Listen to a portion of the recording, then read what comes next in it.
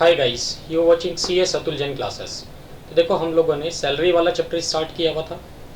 Salary में हम लोग परक्विजिट्स डिस्कस कर रहे थे। अब परक्विजिट्स में भी हम लोगों ने डिस्कस किया था कि there are 3 types of perquisites.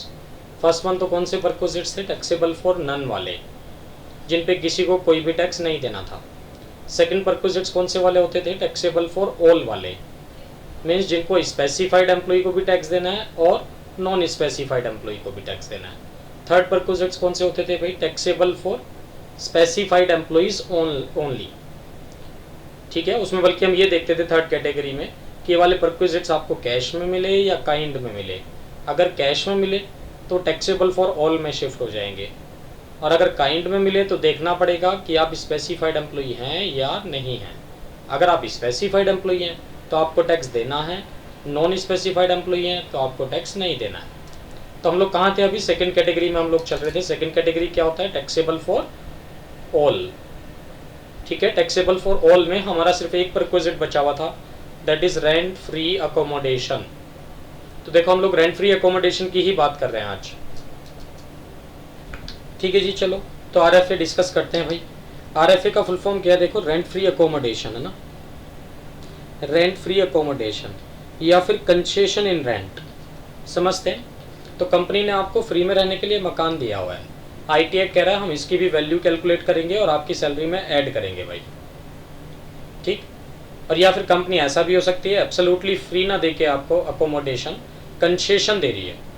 It means company ने आपको फुल फ्लेज्ड हाउस प्रॉपर्टी दे रखा है रहने के लिए, अकोमोडेशन दे रखा है, और साथ में कंपनी कह रही है भाई इतना बड़ा मकान हमने आपको वेल फर्निश दे रखा है फ्री में रहने के लिए, हम एक नॉमिनल अमाउंट तो आपसे चार्ज करेंगे।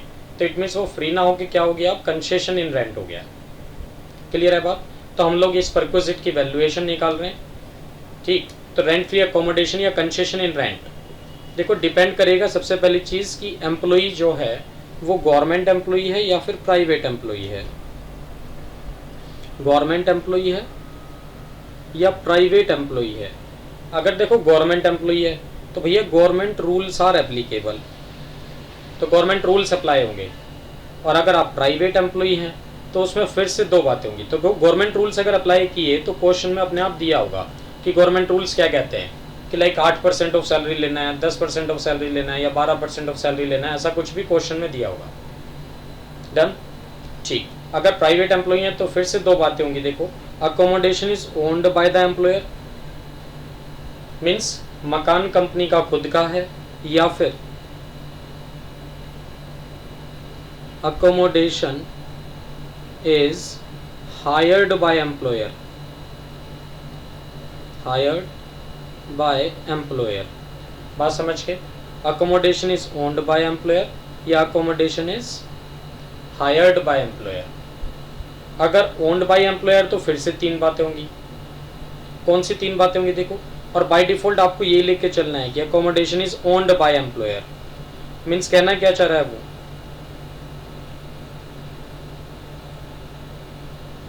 एक मिनट रुको जी लो। बाय डिफॉल्ट यही फॉलो करना है आपको कि accommodation is owned by employer, means इस वाले केस में तो क्या कह रहा है कि मकान भैया कंपनी का खुद का है, और इस वाले केस में मकान कंपनी का नहीं है, कंपनी ने पहले मकान किराए पे लिया फिर आपको फ्री में रहने के लिए दिया। राइट, चलो अगर ओन्ड बाय एम्प्लॉयर है, accommodation is owned by employer है, तो इसमें तीन बातें हैं जी। डिपेंड करेगा कि उस सिटी की पॉपुलेशन क्या है, जिस सिटी में आपको प्रॉपर्टी मिली है, अकोमोडेशन मिला है। तो अगर उस सिटी की population is less than 10 lakh, और बल्कि इक्वल टू भी चलेगा इसी में, equal to and less than 10 lakh है अगर उस सिटी की पॉपुलेशन, तो वैल्यूएशन कितना लेके चलना है हम लोगों को? उस केस में वैल्यूएशन लेना है, देखो 7.5% ऑफ सैलरी, ये लिखा भी है यहाँ 7.5% ऑफ सैलरी।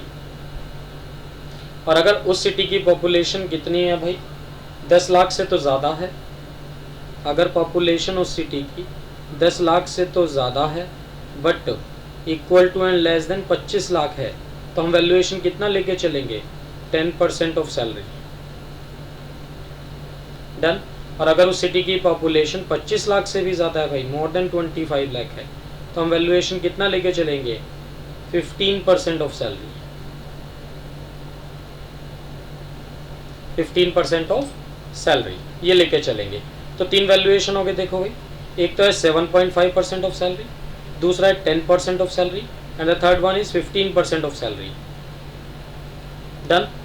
तो डिपेंड करेगा कि आपको जो अकोमोडेशन मिला है वो किस सिटी में मिला है, वहाँ की पॉपुलेशन क्या है। अगर वहाँ की पॉपुलेशन 10 लाख से कम है या इक्वल टू है तो 7.5%, 10 लाख से 25 लाख के बीच में है तो 10% ऑफ सैलरी, और 25 लाख से भी ज़्यादा है तो 15% ऑफ सैलरी हम वैल्यूएशन ले लेंगे। किसका? अनफर्निश्ड अकोमोडेशन का। तो ये पॉइंट में क्या लिखा हुआ है देखो, वैल्यू ऑफ अनफर्निश्ड अकोमोडेशन।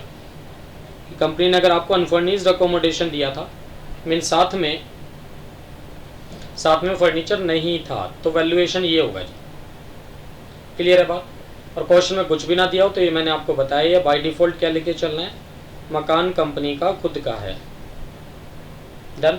और सेकंड केस क्या है, अगर क्वेश्चन में लिखा हो accommodation is hired by employer, तो वैल्यूएशन कितना करें आरएफए का, या तो 15% ऑफ सैलरी या फिर एक्चुअल हायर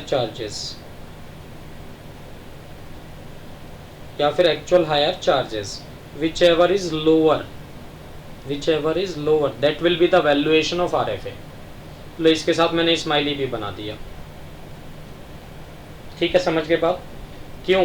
देखो, जब भी हम वैल्यूएशन की बात करते हैं, सैलरी में कुछ भी जोड़ने की बात करते हैं, तो आईटी एक्ट क्या कहता है, विच एवर इज हायर। और जब भी एग्जाम्पशन या डिडक्शन की बात करते हैं तो आईटी एक्ट क्या कहता है, which ever is lower. But ऐसा तो कभी कभी होता है कि सैलरी में ऐड करने की बात हो रही है और क्या कह रहा है, विच एवर इज लोअर, इसलिए स्माइली बनाया मैंने।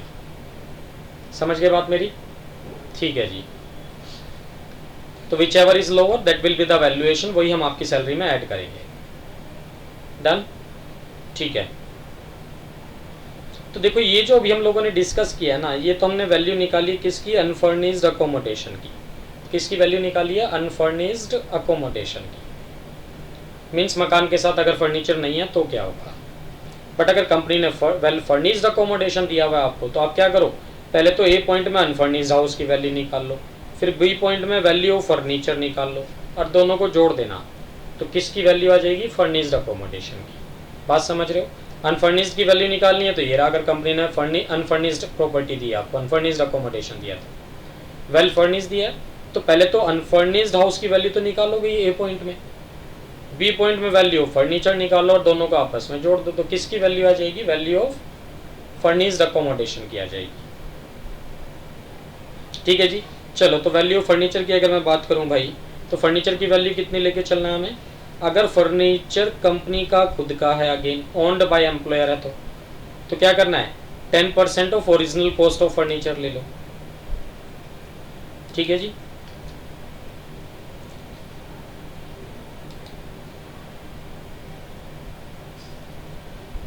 ठीक है जी। तो फर्नीचर अगर कंपनी का खुद का है भाई, फर्नीचर अगर कंपनी का खुद का है, तो फर्नीचर की वैल्यू कितनी लेनी है आपको, 10% of original cost of furniture. It means SLM basis पे लेनी है, स्ट्रेट लाइन मेथड से। और फर्नीचर अगर किराए का है तो भैया एक्चुअल हायर चार्जेस ले लेना फर्नीचर के। ठीक है। तो फर्नीचर की वैल्यू ये निकाल दी हमने बी पॉइंट में, और अकोमोडेशन की वैल्यू ए पॉइंट में निकाल दी। तो कंपनी ने अगर अनफर्निश्ड हाउस दिया तो बस ए पॉइंट की वैल्यू जो आएगी वही वैल्यूएशन है, और अगर फर्निश्ड अकोमोडेशन दिया तो पहले ए पॉइंट की वैल्यू निकाल लो, फिर फर्नीचर की वैल्यू निकाल लो, दोनों को जोड़ दो। तो वैल्यू किसकी आ जाएगी, फर्निश्ड अकोमोडेशन की, रेंट फ्री फर्निश्ड अकोमोडेशन की वैल्यू आ जाएगी। डन। अब मैंने देखो सी पॉइंट में क्या लिखा है भाई, कंसेशन इन रेंट की बात हो रही है। इट मीन्स कंपनी ने अगर आपको रेंट फ्री अकोमोडेशन ना देके कंसेशन इन रेंट दिया, इट मीन्स कंपनी आपसे रेंट चार्ज तो कर रही है बट कम चार्ज कर रही है, तो इस केस में फ्री तो हुआ नहीं है, तो कंसेशन हो गया। तो हम क्या करेंगे, इसका टैक्स वैल्यूएशन निकालेंगे, बेनिफिट का है ना, परक्विजिट का वैल्यूएशन निकालेंगे कि टैक्सेबल परक्विजिट बनता कितना है, कंसेशन कितना बनता है। तो इस केस में आपको क्या करना है, अगर अकोमोडेशन अनफर्निश्ड है आपका, तो फिर तो हमने ए पॉइंट में तो वैल्यू निकाली थी, उसमें से माइनस कर लेना कितना रेंट चार्ज कर रहा है एम्प्लॉयर। भाई ए पॉइंट में अनफर्निश्ड हाउस की वैल्यू थी, उसमें से माइनस कर लो एम्प्लॉयर ने कितना रेंट चार्ज किया, तो बैलेंस जो बचा वो कंसेशन इन रेंट है। सेकंड पॉइंट में मैंने क्या लिखा, अगर अकोमोडेशन फर्निश्ड वाला है, वेल फर्निश्ड है, तो उसमें क्या करना है, वैल्यू इन पॉइंट ए तो किसकी आ जाएगी, अनफर्निश्ड हाउस की। वैल्यू इन पॉइंट बी किसकी आ जाएगी, फर्नीचर की। अब अगर मैं इन दोनों को जोड़ दूंगा तो फर्निश्ड अकोमोडेशन की वैल्यू आ जाएगी। अब इसमें से माइनस कर देना कितना रेंट चार्ज कर लेता है एम्प्लॉयर आपसे, वो माइनस कर दो तो क्या निकल आएगा, concession in rent in case of well furnished accommodation. ठीक है जी। तो देखो भाई ऊपर वाले सभी केसेस में हम लोगों ने पढ़ा कि आपको सैलरी का एक फिक्स परसेंटेज लेना है, like 7.5% of salary, 10% of salary, 15% of salary, right. तो what is the meaning of salary? क्या ये परसेंटेजेस आपको बेसिक सैलरी के लेने हैं? नहीं। तो सैलरी में क्या क्या ऐड करना है ये सब हम लोग यहाँ डिस्कस कर रहे हैं। जैसे आपको याद होगा एचआरए के लिए मीनिंग ऑफ सैलरी क्या चलता है, basic salary plus D under retirement benefits plus commission as a fix percentage of sale. ऐसे ही हम लोग आरएफए के लिए सैलरी भी कैलकुलेट करेंगे अलग से। तो मीनिंग ऑफ सैलरी क्या चलेगा भाई आरएफए के लिए? नंबर 1 बेसिक सैलरी लेंगे आप, नंबर 2 डीए लेंगे अंडर रिटायरमेंट बेनिफिट्स वाला। ठीक है, तो डी अंडर रिटायरमेंट बेनिफिट्स भी बोल सकते हैं उसी को, अंडर सर्विस कंडीशन भी बोल सकते हैं, या फिर under the terms of employment, one and the same thing, तीनों का मतलब एक ही होता है, राइट। प्लस साथ में क्या ऐड कर देना है, बोनस और कमीशन, चाहे वो बोनस और कमीशन मंथली वाला हो चाहे अदरवाइज वाला हो। प्लस फिर साथ में ऐड कर देना है income tax oblique professional tax paid by employer, plus allowances to the extent they are taxable. जितने भी आपको अलाउंसेस मिले ना उसमें से जितना पार्ट टैक्सेबल होगा सिर्फ वो ऐड होगा। लाइक जैसे चिल्ड्रन एजुकेशन अलाउंस आपको 120 पर मंथ मिलता है, उसमें से 100 तो एग्जेम्प्ट हो गया, टैक्सेबल कितना हुआ 20, तो यहाँ कितना ऐड करोगे आप 20। समझ गए बात। Plus uncommuted pension received after rejoining. तो ये कहना चाह रहा है मान लो आपने किसी पुरानी कंपनी से तो रिटायरमेंट ले लिया और इसी साल कोई दूसरी कंपनी ज्वाइन कर ली, और पुरानी कंपनी से आप क्या लिए जा रहे हो, पेंशन, और नई कंपनी से क्या ले रहे हो आप, सैलरी प्लस आरएफए। तो नई कंपनी में जब आरएफए का वैल्यूएशन करोगे ना तो मीनिंग ऑफ सैलरी में हम लोग अनकम्यूटेड पेंशन भी ऐड करेंगे। कौन से वाली अनकम्यूटेड पेंशन, जो रिजॉइन करने के बाद मिली है आपको, किससे, प्रीवियस कंपनी से। समझ गए ना बात। तो वो भी ऐड करना है। तो इन सबको ऐड करने के बाद जो सैलरी आएगी उस सैलरी का आपको लेना है 7.5% या फिर 10% या फिर 15%। क्लियर है बात, ये करना है जी। चलो जी, तो देखो आरएफए से रिलेटेड कुछ क्वेश्चन डिस्कस कर लेते हैं छोटे छोटे, सो दैट कि ये कॉन्सेप्ट आपका माइंड में सेट हो जाए। सबसे पहला क्वेश्चन ले रहा हूँ जी, लो। आप एक कंपनी में जॉब करते हैं XYZ लिमिटेड में ना, ये कंपनी दिल्ली में है जी। आपकी जो बेसिक सैलरी है वो तो है 20,000 पर मंथ, ठीक है। और कंपनी ने ना आपको आरएफए दिया है, आरएफए इन दिल्ली, दिल्ली में आरएफए दिया है जी। तो मुझे आरएफए की वैल्यू निकालनी है। आरएफए मतलब रेंट फ्री अकोमोडेशन। कुछ नहीं दिया तो आप क्या मान के चलेंगे, गवर्नमेंट एम्प्लॉई है कि प्राइवेट एम्प्लॉई है? ऑब्वियस सी बात है प्राइवेट एम्प्लॉई है। चलो जी सॉल्यूशन देख लेते हैं। तो भाई बेसिक सैलरी कितनी लोगे यहाँ बताओ, 20,000 इंटू 12 कितना हो गया, 2,40,000। प्लस इसी में आरएफए और जोड़ना है, ठीक है। इसी में आपको आरएफए और जोड़ना है, आरएफए डन। आरएफए जोड़ने के लिए क्या करोगे, देखो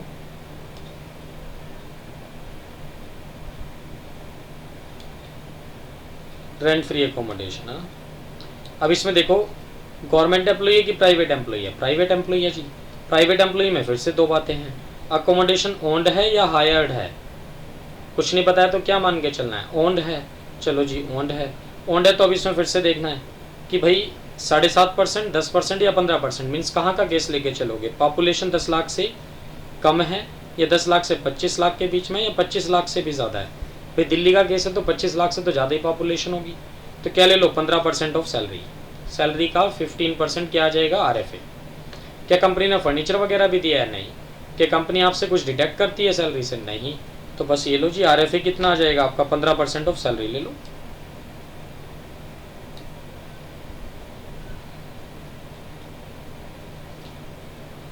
ठीक है जी, तो सैलरी का 15% ले लो। वो सैलरी कितनी है आपकी, 2,40,000, इसका 15% ले लो आप, कितना आएगा 240 का 15%, 240 का 10% हो जाएगा जी आपका 24,000 रुपये। और 24,000 का आधा ले लो एक बार 12,000, तो 36,000 रुपये हो जाएगा, 36,000। तो RFA पूछे तो 36,000 और टैक्सेबल सैलरी पूछे तो 276। टू टैक्सेबल नहीं बल्कि ग्रोस सैलरी है ना, 276 ये ग्रोस सैलरी आ गया। इसमें से अभी डिडक्शन माइनस नहीं की हमने, अगर डिडक्शन माइनस करनी है तो वो भी करेंगे, स्टैंडर्ड डिडक्शन वगैरह है ना। तो देखो अगर इसी क्वेश्चन में मैं ये अजम्पशन ले लूँ कि कंपनी ने भाई आपको वेल फर्निश्ड अकोमोडेशन दिया है, तो क्या होगा, ये लो जी, assume in question number 1 that company provides him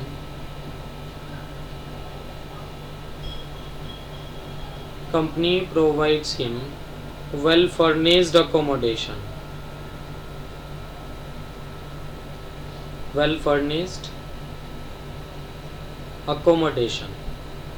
and value furniture कितनी है, मान लो जी 2 लाख रुपए है, तो इसका मतलब फर्नीचर कंपनी का खुद का है। तो क्या करूं, देखो जी बेसिक सैलरी तो आपकी वही रहेगी, बेसिक सैलरी तो कितनी रहेगी 20,000 इंटू 12 मंथ्स, दैट इज 2,40,000। ठीक है, उसके बाद अब आप क्या ऐड करोगे इसमें, RFA में पहले तो अनफर्निश्ड हाउस की वैल्यू निकाल रहा हूँ जी। कैसे निकालूँ अनफर्निश्ड हाउस की वैल्यू, 2,40,000 का सीधे सीधे कितना ले लूँ, कुछ नहीं बताया। तो दिल्ली है तो दिल्ली में तो भैया 25 लाख से ज़्यादा की पॉपुलेशन थी है ना, तो 36,000। साथ में इसी में क्या जोड़ दूँ, वैल्यू ऑफ फर्नीचर हो ऐड कर लो इसमें, वैल्यू ऑफ फर्नीचर। तो वैल्यू ऑफ फर्नीचर कितना ऐड कर दूँ जी, कह रहा फर्नीचर 2 लाख का है, तो 2 लाख का कितने परसेंट ले लूँ, 10%। भाई अगर furniture is owned by employer तो 10% ऑफ वैल्यू लेते हो ना, और फर्नीचर अगर हायर्ड है तो एक्चुअल हायर चार्जेस। तो 2 लाख का 10% मीन्स 20,000, 36 प्लस 20 कितना हो गया, दैट इज 56,000। तो लो जी सैलरी आ गई 2,96,000। डन, ठीक है। और काश अगर इसमें फर्नीचर किराए का होता तो किराया जोड़ देते हम लोग इसमें। ये लो जी वो भी ले लो एक केस। चलो assume in question number 1,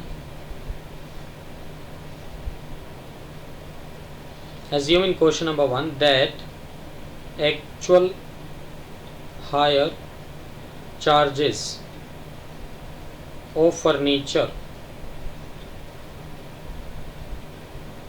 is कितने actual hire charges of furniture, मान लेते हैं 2,000 पर मंथ है जी फर्नीचर के एक्चुअल हायर चार्जेस। तो लो सैलरी निकाल देते हैं फिर से, बेसिक सैलरी 20,000 इंटू 12 कितना हो गया, 2,40,000।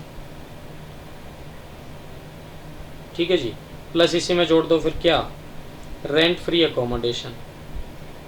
पहले तो अनफर्निश्ड हाउस की बात कर लो, कितना ले लूँ जी, 240 का 15%, 36,000 तो ये हो गया जी, प्लस वैल्यू ऑफ फर्नीचर और ऐड कर दो इसी में, कितनी ऐड कर दूं, देखो इस बार फर्नीचर किराए का था ना, तो एक्चुअल हायर चार्जेस ऐड कर दो, 2,000 इंटू 12 मंथ्स कितना हो गया 24,000, 36 प्लस 24 कितना होता है जी 60,000। तो भाई सैलरी कितनी आ गई आपकी 3 लाख। ये लो जी ग्रोस सैलरी 3 लाख आ गई आपकी। डन, चलो जी ये भी हो गया। पॉइंट नंबर 4 पे आ जाओ। पॉइंट नंबर 4 में मैं केस लेके चल रहा हूँ जी कंसेशन इन रेंट का, समझ गए बात। तो रेंट फ्री ना होके कंसेशन इन रेंट की बात कर रहा हूँ लोग। अगेन क्वेश्चन नंबर 1 में ही अजम्पशन ले रहा हूँ, या क्वेश्चन नंबर 1 में अजम्पशन ना लेके एक काम करते हैं क्वेश्चन 3 में ही अजम्पशन ले लेते हैं जी। Assume in question number 3 that company deducts rupees 2,000 per month as nominal rent। तो कंपनी आपकी सैलरी से लिख देता हूँ लोग, per month as nominal rent from salary of employee. तो कंपनी क्या करती है, एम्प्लॉई की सैलरी से 2000 रुपये महीना एक नॉमिनल रेंट की तरह से काटती है। ठीक है, तो इस बार रेंट फ्री ना होकर कंसेशन इन रेंट हो गया भाई। चलो ठीक है जी, तो अब मैं क्या करूँ इस केस में, सबसे पहले तो बेसिक सैलरी हुई कितनी 2000 पर मंथ इंटू 12 मंथ कितना हो जाएगा 24,000। ठीक है, प्लस इसी में अब क्या करूं, RFA जोड़ना है ना, या RFA नहीं बल्कि इस बार रेंट फ्री तो है नहीं, कंसेशन है, तो क्या लिखना चाहिए मुझे, कंसेशन इन रेंट कितना है, ये लो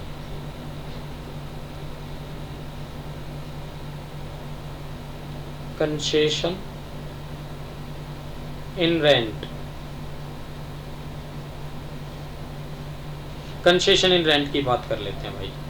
तो सबसे पहले तो क्या करेंगे अब इसमें हम, सबसे पहले तो अनफर्निश्ड हाउस की वैल्यू ले लो, वैल्यू ऑफ अनफर्निश्ड अकोमोडेशन कितना ले लूँ, वैल्यू ऑफ अनफर्निश्ड अकोमोडेशन वही लेना है जो अभी तक लेते हैं हम लोग, 240 का 15%,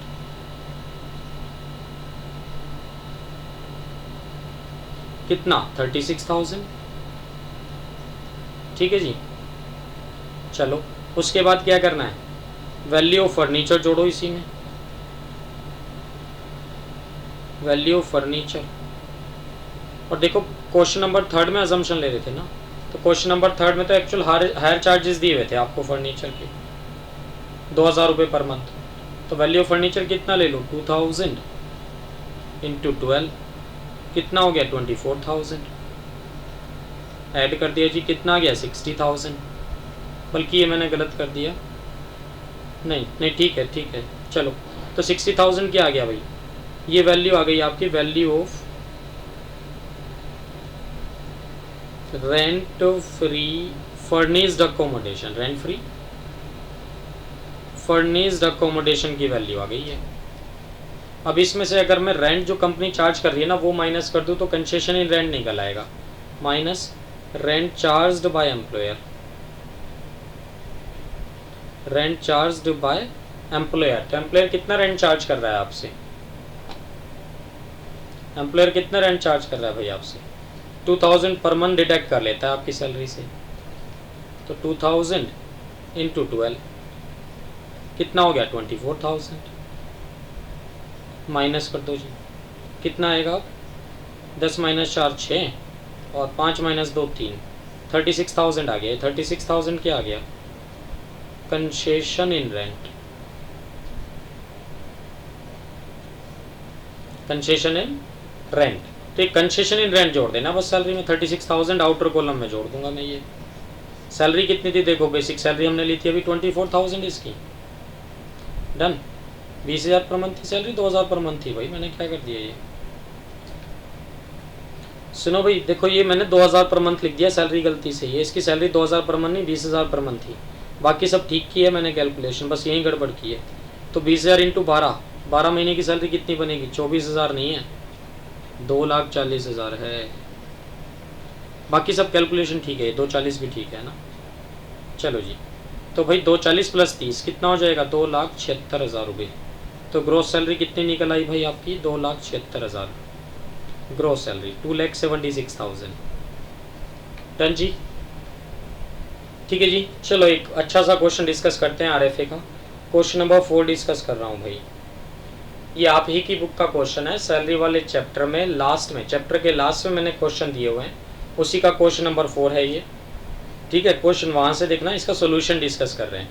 तो देखो क्या कहता है, एज्यूम इन क्वेश्चन नंबर 1, तो मीन्स ये क्वेश्चन भी क्वेश्चन नंबर 1 में अजम्पशन ले रहा है, तो इट मीन्स हमें पहले क्वेश्चन नंबर 1 भी सोल्व करना पड़ेगा। क्या कह रहा है, क्वेश्चन नंबर 1 में अजम्पशन ले लो इसी क्वेश्चन में कि कंपनी ने उसको RFA भी दिया हुआ है जी दिल्ली में, और कॉस्ट ऑफ फर्नीचर कितना है, फर्नीचर की कॉस्ट जो है हमने जो अकोमोडेशन के साथ दिया वो 2 लाख रुपए की है, मीन्स फर्नीचर किसका है, कंपनी का खुद का है, ये तो मतलब हुआ। चलो जी क्वेश्चन नंबर 4 करते हैं, बट उससे पहले क्वेश्चन नंबर 1 सोल्व करना पड़ेगा। ठीक है, चलो जी करते हैं सोल्व इसको।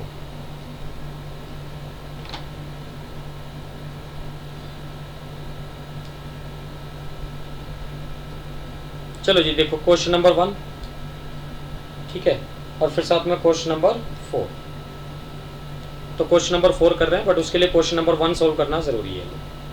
क्वेश्चन नंबर 4 सोल्व कर रहे हैं सैलरी का, ऑन नोट्स है ना, ऑन बुक, मेरी बुक का ही है। चलो जी देखो शुरू से क्वेश्चन नंबर 4, बेसिक सैलरी कितनी दी हुई है क्वेश्चन नंबर 1 में आपको, क्योंकि बेस क्वेश्चन नंबर 1 को लेके चल रहा है। कहते हैं बेसिक सैलरी है जी 20,000 पर मंथ, तो 20,000 इंटू 12 मंथ्स की सैलरी कितना बनेगा भाई, 2,40,000। चलो एंड डीए भी मिलता है इसको 40% ऑफ सैलरी, डियरनेस अलाउंस भी ले लो डीए, और ब्रैकेट में क्या लिखा है 30% of which under retirement benefit, तो लिखेंगे जी डीए अंडर रिटायरमेंट बेनिफिट्स।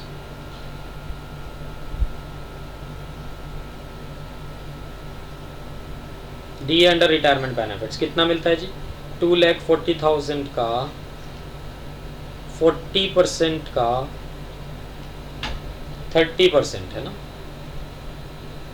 ठीक है। और एक डीए दूसरे वाला भी आएगा, कौन सा, यहाँ तो दोनों ही डीए लिखना है ना भाई फुल फ्लैश क्वेश्चन में, तो DA not under retirement benefits,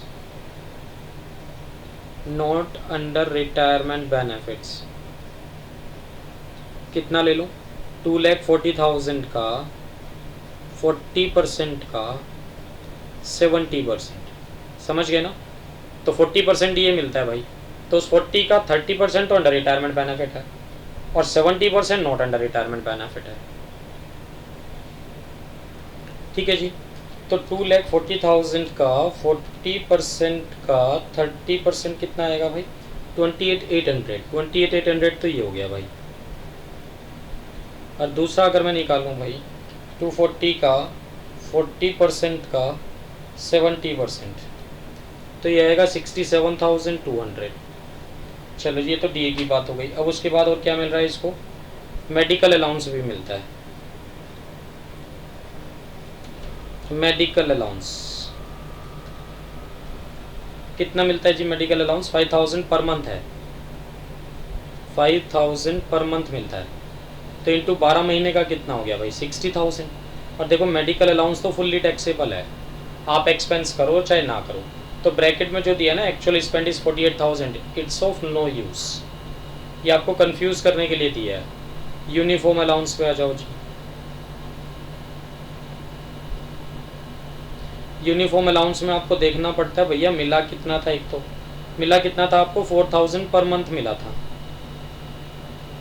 into 12 तो कितना मिला था 48,000। अब इसमें से माइनस कर लो आपने खर्च कितना कर दिया, स्पेंड कितना है 30,000 माइनस कर दिया जी, बैलेंस कितना बचा 18,000, ये 18,000 हम आपकी सैलरी में ऐड कर देंगे बस, ठीक है। चलो उसके बाद कहते हैं जी ट्रांसपोर्ट अलाउंस, लो जी ट्रांसपोर्ट अलाउंस भी ले लो। अब देखो ट्रांसपोर्ट अलाउंस ब्लाइंड हैंडीकैप्ड वालों के लिए एग्जम्प्ट होता था 3,200 रुपये तक, अब ना तो ये ब्लाइंड है ना ये हैंडीकैप्ड है, तो इसके लिए तो फुल्ली टैक्सेबल है आज की डेट में transport allowance. 1,000 into 12 months that is 12,000। चलो जी ये भी हो गया ट्रांसपोर्ट अलाउंस। लंच अलाउंस पे आ जाओ, लंच अलाउंस कितना मिल रहा है 600 पर मंथ मिलता है, ठीक है। लंच अलाउंस कितना मिलता है 600 पर मंथ, तो भाई 600 इंटू 12 मंथ्स कितना हो गया ये 7,200 रुपये, तो ये भी फुली टैक्सेबल है लंच अलाउंस भी, ठीक है, कोई एग्जाम्पशन कोई डिडक्शन नहीं है। चिल्ड्रन एजुकेशन अलाउंस पे आ जाओ, कितना मिला था, रिसीव तो था भाई 80 पर मंथ इंटू 3 बच्चों के लिए इंटू 12 महीने का, मिला तो इतना था आपको, तो कितना हो गया ये 80 इंटू 3 इंटू 12 मंथ्स 2880। अब इसमें से माइनस कर लो कितना एग्जाम्प्ट हो गया, एग्जाम कितना होगा, देखो एग्जाम्शन के लिए लिमिट होती थी 100 रुपीज़ पर मंथ की, बट आपको मिला ही 80 है तो 100 थोड़ी एग्जाम्प्ट करेंगे, 80 पर मंथ ही एग्जाम्प्ट करेंगे जी बस, बट मैक्सिमम 2 बच्चों के लिए इंटू 12 महीने का, तो कितना हो गया 80 इंटू 2 इंटू 12, ये हो गया जी 1920। कितना हो गया ये, बैलेंस कितना बचेगा अब 0, 8 माइनस 2 6, 18 माइनस 9 9, 960 आ गया ये टैक्सेबल, ठीक है। उसके बाद और कुछ नहीं जी। अब क्वेश्चन नंबर 4 में आ जाओ, ये तो क्वेश्चन नंबर 1 ये हुआ यहाँ तक। डन। क्वेश्चन नंबर 1 हुआ जी यहाँ तक तो ये। चलो क्वेश्चन नंबर 4 में क्या करता है, वो आरएफए में मिलता है, ले लो आरएफए भी आप। कहता है assume in question number 1 that company has provided him RFA in Delhi. RFA दिया है जी दिल्ली में, है ना। चलो ये आरएफए की कैलकुलेशन में नीचे वर्किंग नोट में कर देता हूँ जी, लोग वर्किंग नोट बना देता हूँ आपके लिए।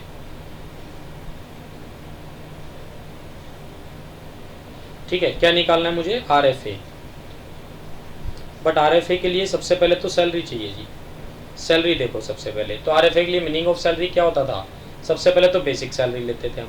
तो चेक करो जी बेसिक सैलरी कितनी है ये रही। तो मैं लो रेड कलर से लिख देता हूँ जो जो आपको मीनिंग ऑफ सैलरी में ऐड करना है यहाँ। आरएफए की मीनिंग ऑफ सैलरी के लिए बेसिक सैलरी लेते थे, बिल्कुल लेते थे। डी अंडर रिटायरमेंट बेनिफिट लेते थे, बिल्कुल लेते थे। ये लेना है, नहीं लेना है। और अलाउंसेस लेते थे, बिल्कुल लेते थे। सारे अलाउंसेस लेते थे to the extent they are taxable. तो मेडिकल अलाउंस भी ऐड होगा, यूनिफॉर्म अलाउंस भी होगा, ट्रांसपोर्ट अलाउंस भी ऐड होगा, लंच अलाउंस भी होगा और चिल्ड्रन एजुकेशन अलाउंस भी ऐड होगा। ठीक है, और क्या प्लस करते थे, इनकम टैक्स या professional tax paid by employer, और बोनस एंड कमीशन चाहे मंथली हो चाहे अदरवाइज हो, and uncommuted pension received after rejoining, वो सब यहाँ है नहीं। ठीक है, तो सबसे पहले तो मीनिंग ऑफ सैलरी के लिए भाई एक तो 240 28,800। लो जी सैलरी में क्या क्या ले लूँ, एक तो 2,40,000 plus D under retirement benefit वाला 28,800 प्लस 28,800 के बाद और क्या ले लूँ, 67,200 नहीं लेना है। 60,000 ले लो जी मेडिकल अलाउंस, ये लो जी मेडिकल अलाउंस ले लो 60,000 प्लस मेडिकल अलाउंस भी हो गया। यूनिफॉर्म अलाउंस पे आओ 18,000, यूनिफॉर्म अलाउंस ले लो जी 18,000 प्लस ट्रांसपोर्ट अलाउंस ले लो 12,000 प्लस लंच अलाउंस ले लो जी 7,200 प्लस चिल्ड्रन एजुकेशन अलाउंस ले लो जी 960। इन सबको ऐड कर दो, वो मीनिंग ऑफ सैलरी आएगा आपका। ठीक है, ऐड कर देते हैं जी। चलो 2,40,000 plus 28,800 plus 60,000 plus 18,000 plus 12,000 plus 7,200 plus 960, ये आ गया जी 3,66,960, ये आ गया सैलरी आपका। डन। तो आरएफए के लिए सैलरी तो ये आ गया। अब वैल्यूएशन करते हैं जी आरएफए का। रेंट फ्री अकोमोडेशन कितना ले लूँ, सबसे पहली चीज़ गवर्नमेंट एम्प्लॉई है कि प्राइवेट है, प्राइवेट एम्प्लॉई है। उसमें भी दो बातें थी, accommodation is owned by employer है कि हायर्ड बाय एम्प्लॉयर है। क्वेश्चन में कुछ नहीं बताया तो क्या मान के चलेंगे आप, ओन्ड बाय एम्प्लॉयर है। ओन्ड बाय एम्प्लॉयर है तो उसमें तीन बातें थी कि पॉपुलेशन देखनी है सिटी की। तो ये किस सिटी में मिला आपको, दिल्ली में। दिल्ली में तो 25 लाख से ज़्यादा की पॉपुलेशन है। तो कितना ले लूँ टैक्सेबल परक्विजिटीज़ के लिए, आरएफए के लिए वैल्यूएशन कितना ले लूँ, अनफर्निश्ड हाउस के लिए। लो जी अनफर्निश्ड हाउस की वैल्यू कैसे निकालूँ, अनफर्निश्ड अकोमोडेशन कितना ले लूँ, जो हमारा सैलरी आया ना अभी ये कितना 3,66,960, इसका 15% ले लो बस। तो भाई 3,66,960 का 15% ले लो, 55,044 रुपये। डन। अब इसी में क्या करो, कंपनी ने आपको फर्निश हाउस दिया था क्या, बिल्कुल जी, और साथ में फर्नीचर की कॉस्ट दे रखी है, इसका मतलब furniture is owned by employer. तो ये लो जी value of furniture,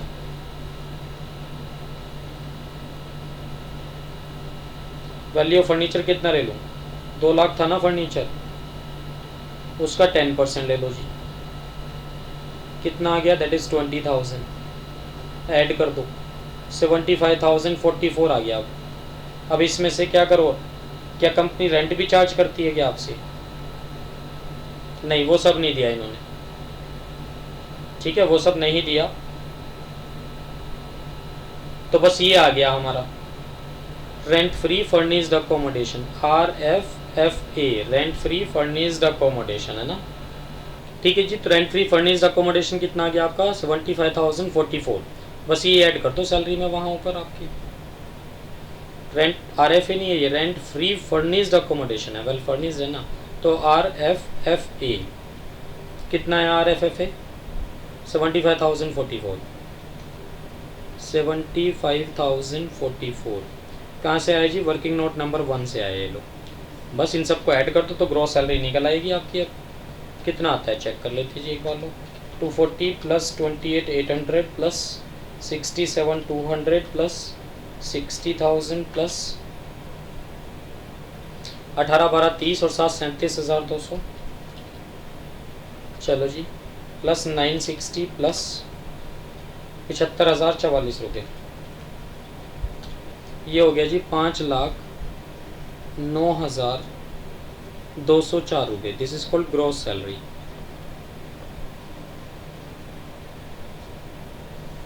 gross salary है ना। अगर आपको टैक्सेबल सैलरी निकालनी है तो भाई इसी में से डिडक्शन और माइनस कर लो, ठीक है। तो यहाँ आपको स्टैंडर्ड डिडक्शन मिल जाएगी सैलरी की, जो कि फिक्स डिडक्शन है ना, स्टैंडर्ड डिडक्शन, दैट इज़ 50,000 की, ठीक है। ये डिडक्शन तो वैसे हम लोग बाद में पढ़ेंगे, छोड़ो यहीं तक ले इसको, ये करा ही देता हूँ, चलो जब छेड़ा है तो इसको, चलो ठीक है। Standard deduction number 2, entertainment allowance की डिडक्शन। देखो एंटरटेनमेंट अलाउंस की डिडक्शन ना सिर्फ गवर्नमेंट एम्प्लॉई को मिलती है, बाकी लोगों को तो मिलती नहीं है, और ये गवर्नमेंट एम्प्लॉई है नहीं तो नॉट एप्लीकेबल। चलो जी, थर्ड वन क्या लेना है, डिडक्शन फॉर एम्प्लॉयमेंट टैक्स या प्रोफेशनल टैक्स। तो क्या इसने प्रोफेशनल टैक्स का पेमेंट किया? नहीं, ये डिडक्शन तो एक्चुअल बेसिस पे है ना, प्रोफेशनल टैक्स पे करोगे तो डिडक्शन मिलेगी, और प्रोफेशनल टैक्स आपने पे किया नहीं तो डिडक्शन भी नहीं मिलेगी, नॉट एप्लीकेबल। तो डिडक्शन कितनी मिल गई आपको? 50,000 की। चलो जी, तो 204 तो एक आ गई है, 9 रुपये एक आ गया, 10 माइनस 5 5, 4,59,204 रुपये आ गया ये। तो ये क्या आ गया? 4,59,204 रुपये। ये आपका भैया टैक्सेबल सैलरी निकल आया, बस और क्या करना है, ठीक है, टैक्सेबल सैलरी, यही आंसर है जी बस इसका। ग्रॉस सैलरी पूछे तो ये बता देना, टैक्सेबल सैलरी पूछे तो ये बता देना, और टैक्सेबल RFA पूछे तो ये बता देना, जो पूछे वो बता दो, ठीक है। तो ये था जी रेंट फ्री अकोमोडेशन, पूरी तरह से हम लोगों ने डिस्कस कर लिया इसको यहाँ आज। तो रेंट फ्री अकोमोडेशन भी खत्म हो गया, इसके साथ हमारे जो परक्विजिट्स थे ना टैक्सेबल फॉर ऑल वाले, वो भी कंप्लीट हो गए जी। अब हम नेक्स्ट क्लास में कौन से परक्विजिट्स पढ़ेंगे? टैक्सेबल फॉर स्पेसिफाइड एम्प्लॉइज़ वाले, वो परक्विजिट स्टार्ट करेंगे। डन, आज के लिए हम लोग इतना ही रखते हैं। ये वीडियो आपको पसंद आया तो लाइक करें और हमारे channel CS Atul Jain classes को सब्सक्राइब करें। Thanks for watching CS Atul Jain classes.